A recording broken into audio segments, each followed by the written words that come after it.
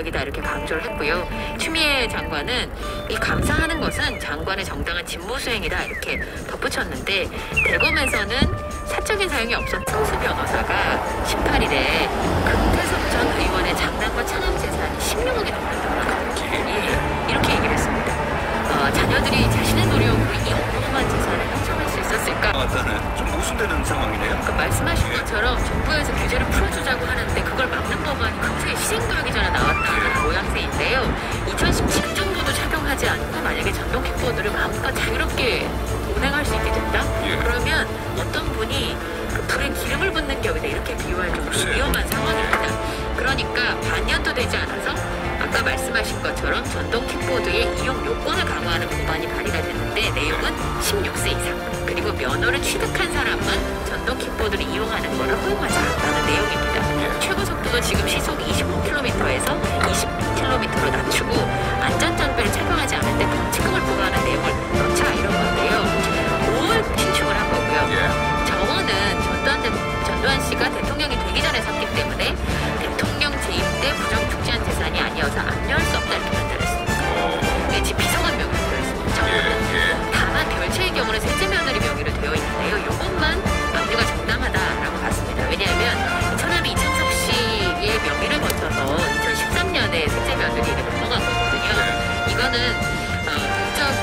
불법 비자금으로 사들인 것이 확실하기 때문에 압류가 정당하다 이렇게 결론을 내린 건데요. 검찰에서는 이렇게 얘기합니다. 불법 재산이 아니더라도 사명 재산이 분명하기 때문에 압류에 문제가 없다라고 했었지만, 법원에서는 근거 없이 제3자의 재산을 압류할 수 없다. 그러면 검찰이 연희동 집을 투쟁을 하겠다면 전두환 씨의 차명 재산이라는 점부터 입증을 한 다음에 별도로 소송을 거쳐라 이렇게 지적을 한 상황입니다. 정부가 추진권까지 추위가 조금은 약했고 아침 기온이 예년보다 3도에서 5도 정도 오르는데요. 이제 또다시 초겨울처럼 추워지겠습니다. 북서쪽에서 찬 공기가 남아해 내일 서울의 아침 최저 기온이 영하권으로 내려가는 곳이 많겠습니다. 높더라도 영상 5도 안팎인 곳이 있겠습니다. 게다가 바람까지 5도에서 14도의 분포 되겠습니다. 지금 서울의 기온은 8.6도입니다. 지금까지 날씨였고요. 다음은 이 시각 교통 상황 알아보겠습니다. KBS 교통정보센터의 이승미 씨입니다. 네, 이 시각 교통 상황입니다. 비 때문에 도로면이 미끄럽습니다. 사고 나지 않도록 주의 운전하셔야겠고요.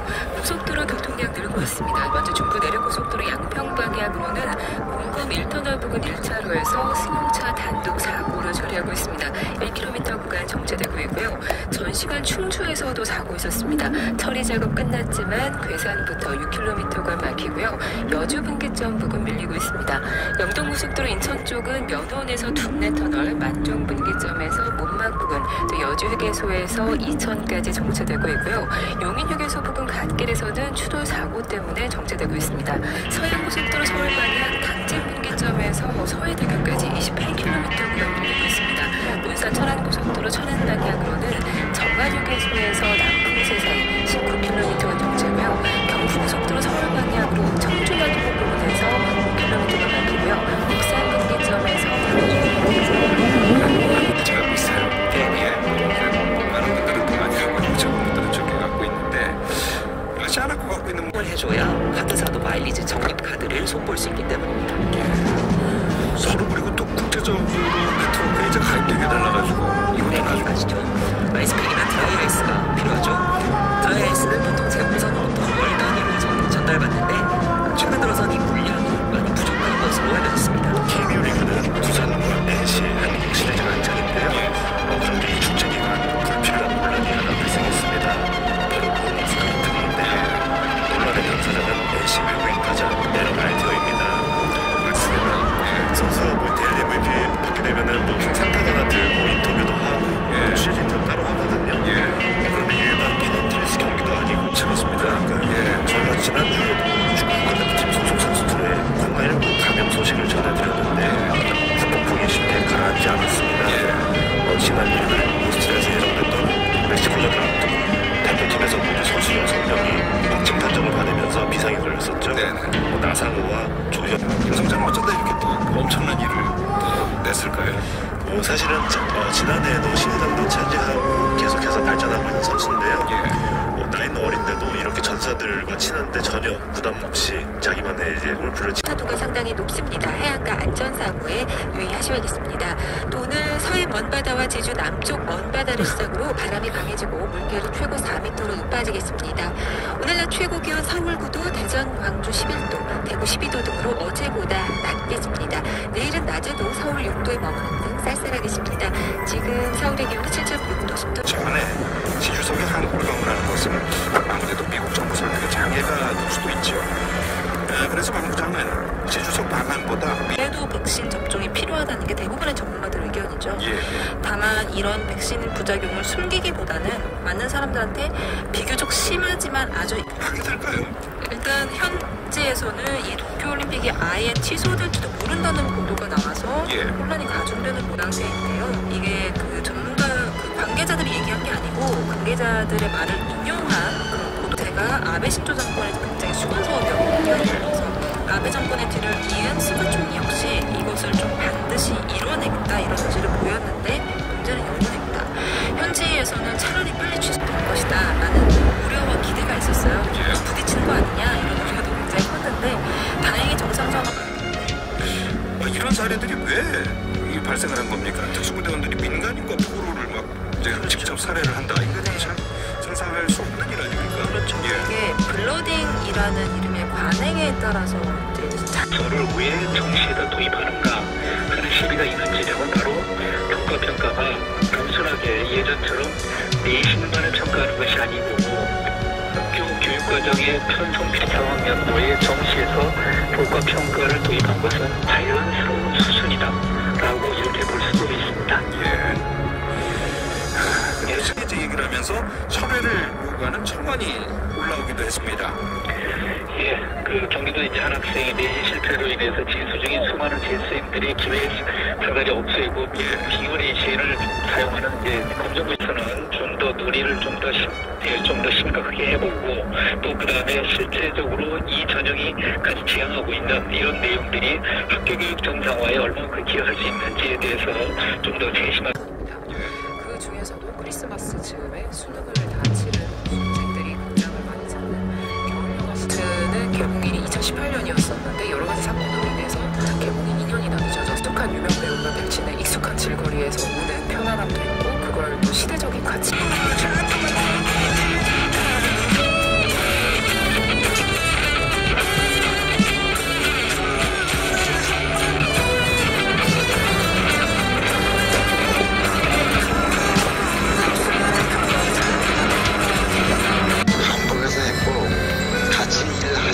넘는 고소득자의 1억 원 초과 신용대출에 대한 총 부채 원리금 상환 비율 40% 그림의 부채 정도였습니다.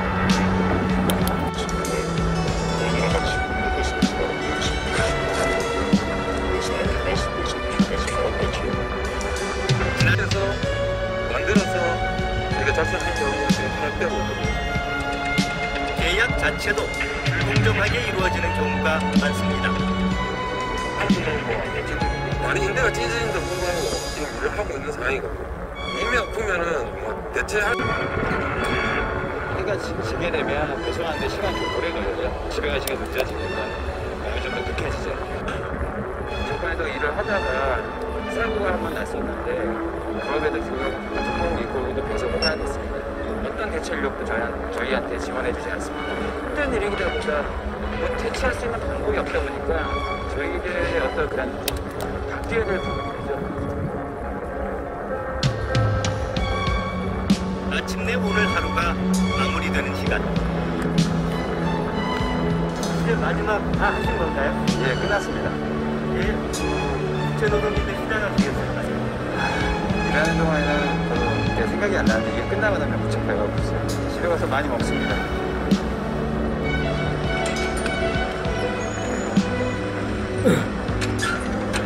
배송일에 쫓겨 저녁 시간도 놓친 김동현 씨는 밤 9시가 다 돼서야 집으로 돌아갔습니다. 올 들어서만 벌써 15명의 택배 노동자가 목숨을 잃었습니다. 택배 시장 규모는 해마다 10% 가까이 성장해 코로나 비대면 특수를 노린 올해 7조 원대에 이를 것으로 전망되고 있습니다. 이런 와중에 택배비는 내렸습니다. 우리나라의 배송비는 일본이나 미국에 비해 서너 배 낮습니다.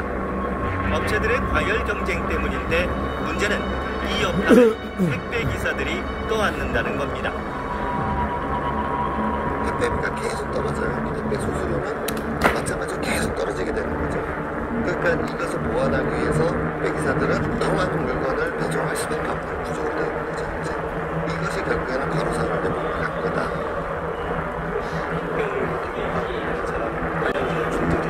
문제가 편익과 욕심을 부리고 있는 거죠.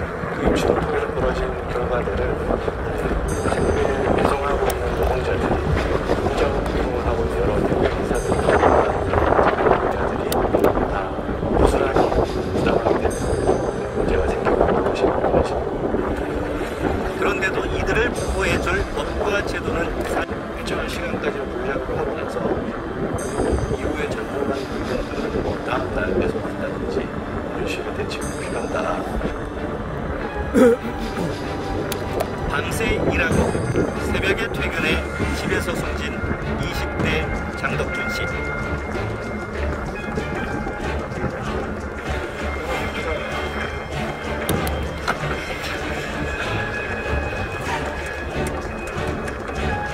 내가 이야기했던 게 이게 누구다?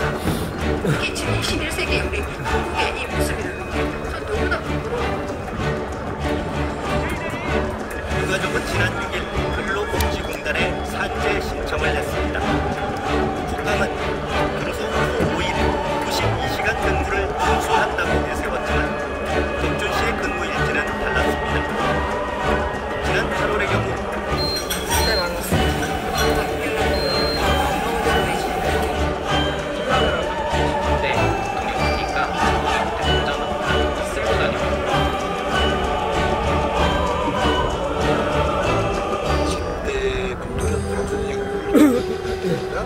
자살 시도를 포함한 심각한 그런 시도가 일어났다고 뭘 할 수 있는 10% 이상 자금을 막아줘?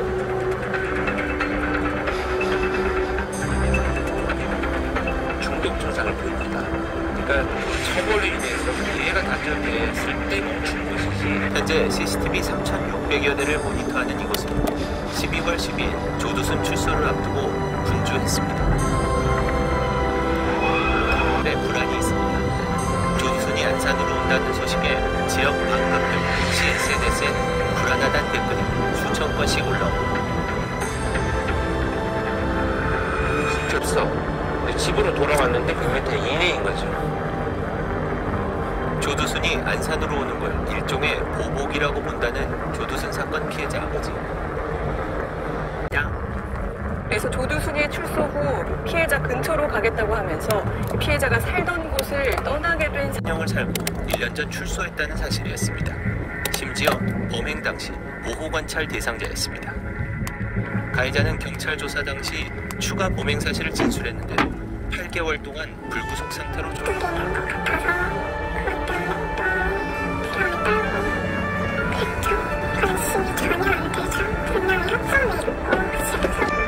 키웁니다. 그리고 우리 사회가 성범죄자들의 출소 후 관리를 제대로 하고 있는지 의구심이 들게 합니다. 13일 다 일정한 기간 동안 이제 피해자가 기회에서 발생을 해요. 나가기만 하고 이제 재발견을 그때 피해자 연령이 모두 8세예요. 모두 8세예요.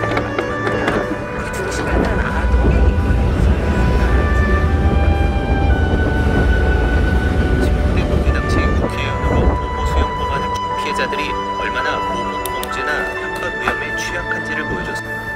피해자신 네번 금액도 7, 80% 정도 올랐다고. 되게 열심히 모았거든요. 모았는데 지금 이 돈으로 갈 수 있는 데가 없어요.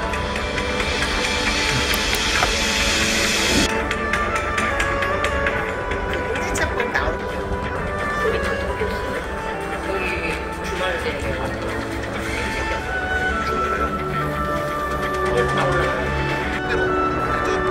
세종과 남부는 찬성의견이 수도권과 대구 경북은 반대의견이 흡수했습니다.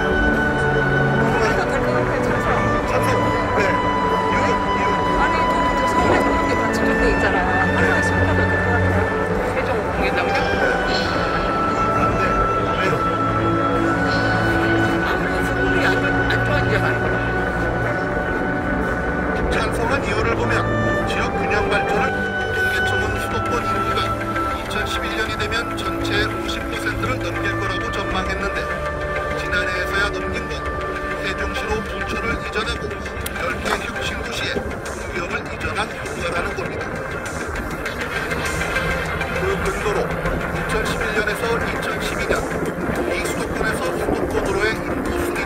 게다가 세종시와 혁신도시가 본격 추진된 2012년부터 급격히 줄었다는 겁니다. 혁신도시 수도권 광역 교통망을 발표해서 엄청난 50조 이상의 예비 타당을 쓴 검토도 면제시키고 무시하고 추진을 하고 있습니다. 개와 청와대 이상의 공기업과 공무원이 지방으로 내려갔지만 지금 서울 수도권의 땅값 집값은 더 폭등을 했고 서울 수도권의 더 불안해졌고 게다가 일본에 있는 공기업을 지방으로 이전해 놓고는 천명에서 이제 강세죠. 평일 저녁에는 공무원이 몇 명 정도? 500명. KTX나 자가용을 이용하는 공무원까지 합치면 그 숫자는 더 많아집니다. 세종시에 정착한 공무원들도 행정부처 이전이나 혁신도시로의 공기업 이전이 서울 수도권 집값 안정에도 전혀 기여하지 못했다는 얘기입니다. 80% 90% 이전이 했는데 서울 집값 안정에 얼마나 도움이 되냐라고 따져보면 서울 집값 안 잡혔잖아요, 결과적으로. 대면회의나 협의 과정이 부족하다 보니 정책의 완결성이 떨어진다는 지적도 있습니다. 해당하는 방안을 논의하고 있습니다. 남주영 기자의 보도입니다. 신규 확진자 330전 대책본부 회의를 열고 수도권의 거리 두기를 2단계로 올리는 방안을 논의 중입니다. 호남 권역에 대해선 거리 두기 1.5단계로 선제 조정할지 여부도 함께 논의합니다. 우리가 이번 고비를 넘지 못한 그쪽 더 추워졌는데요.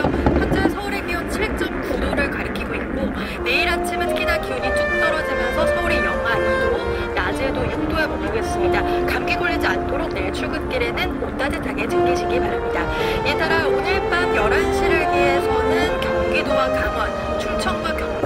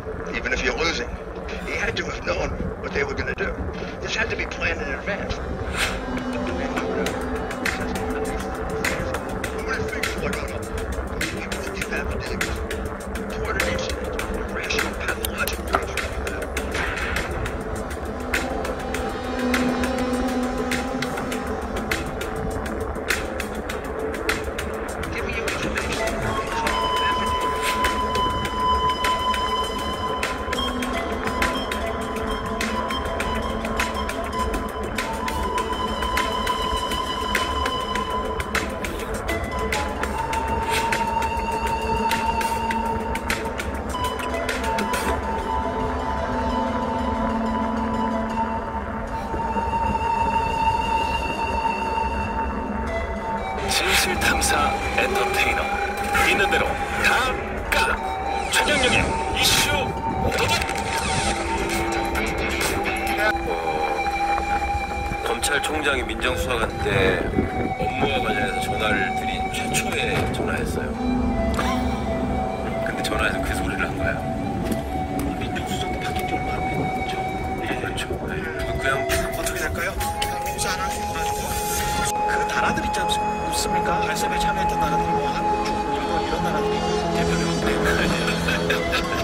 오늘 제목이 될 것 같은 그런 애가 나고 있습니다. 예. 근데 먼저 이제 알셉하고 우리가 FTA하고요. 예. 이게 다른 개념입니다. 근데 이거 FTA는 프리 트레이드 자유무역 협정이고 알셉은 컴프레hen시브가 들어갑니다. 예, 컴프레hen시브라는 C가 컴프레hen시브고요. 포괄적인 뜻이죠. 포괄적 이코노믹 파트너십. 포괄적 경제 동반자. 그렇죠. 포괄적 경제 동대방이 존재하지 않으면 나도 모르니까는 존재할 수 없는 그런 관계입니다. 그러네요. 우리가 저기 그 파트너 어원이 그렇게 돼 있어요. 파트너 어원이. 예. 그러니까 제가 그 예국에 나가면은 걔네들이 다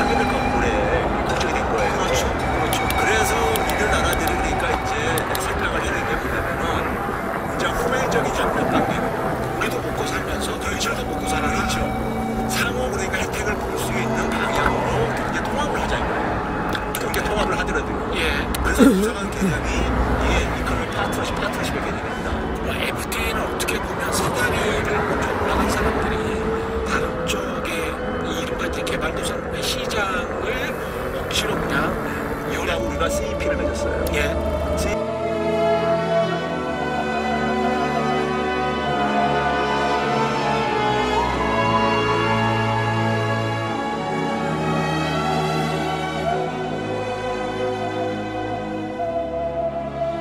이제 출구를 그러니까 우리가 이런 쪽으로 좀 가야 된다고 보거든요. 반대하는 FTA입니다. 그러니까. 근데 이번에